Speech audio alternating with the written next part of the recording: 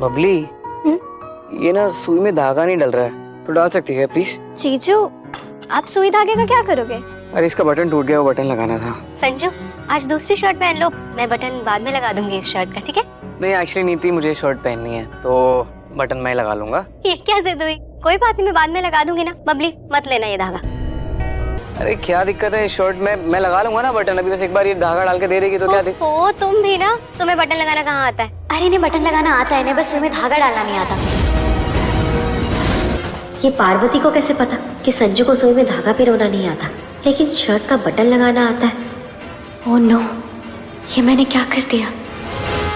अब पीते हैं पार्वती के हाथ की बनी हुई गर्मा गर्म चाय। क्या बात हुई नीति से?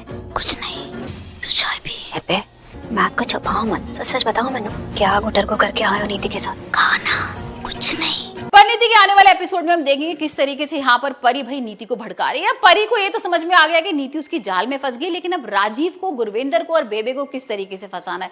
अब यहाँ पर वो ऐसे भड़काती है कि भाई गुरविंदर और बेबे ना कुछ दिन में हमें नौकर दिखने वाली है। मतलब यहाँ पर हमने देखा था ना कि जैसे वो चाय बनाने के लिए बोलती है तो गुरविंदर का मुंह बन जाता है, बोलती है अरे मैं घर की नौकर थोड़ा ना हूं, मैं कैसे चाय बनाऊंगी।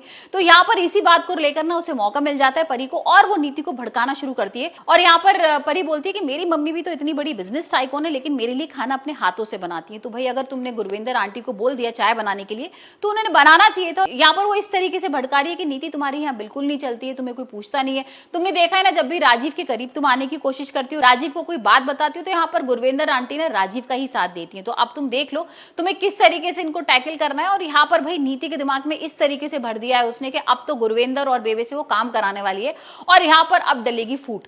अब मेन टारगेट तो परी का यही है ना, किसी तरीके से इन तीनों के बीच में फूट डलवाना, और यहाँ पर गुरविंदर और बेबे को ये बताना कि भाई किस तरीके से एक्सपोज किया जाएगा नीति को। क्योंकि यहाँ तो परी यही चाहती है कि नीति किसी तरीके से एक्सपोज हो जाए। और यहाँ पर जो एक बॉन्डिंग बनी हुई थी ना, ये चार लोग मिले हुए थे, तो उसी को तोड़ने के लिए वो सारी चीजें कर रही है। दिलजीत को तो उसने तोड़ ही दिया, उसको जेल में बंद करा दिया, यहाँ पर उसके ऊपर केसेस लगा दिए। वहीं दूसरी तरफ हम देखते हैं कि भाई राजीव यहाँ पर फ्लर्ट कर रहा है परी के साथ, और परी को मौका मिल जाता है राजीव से बदला लेने के लिए। हमने देखा था ना किस तरीके से अब राजीव की बारी है, यहाँ पर टारगेट राजीव है।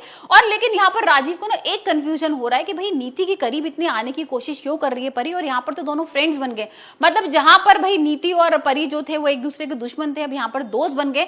तो कहीं ना कहीं भाई उसको कंफ्यूजन हो रहा है, और इसी कंफ्यूजन को दूर करने के लिए वो भाई आ जाता है परी के पास, उससे पूछताछ भी करता है कि तुमने किस तरीके से उसकी जान बचाई, और ऐसा क्या था कि भाई तुम तो इतनी बड़ी दुश्मन थी, नीति ने तुम्हारे संग क्या क्या नहीं किया, और तुमने भाई उसकी जान क्यों बचाई। तो यहाँ पर ये सारी चीजें पूछ रहा है, और देखते हैं यहाँ पर परी का क्या जवाब होता है। और तब क्या होगा जब राजीव के सामने ये सच आएगा कि भाई ये पार्वती नहीं परी है, और परी किस तरीके से बदला लेने आई है।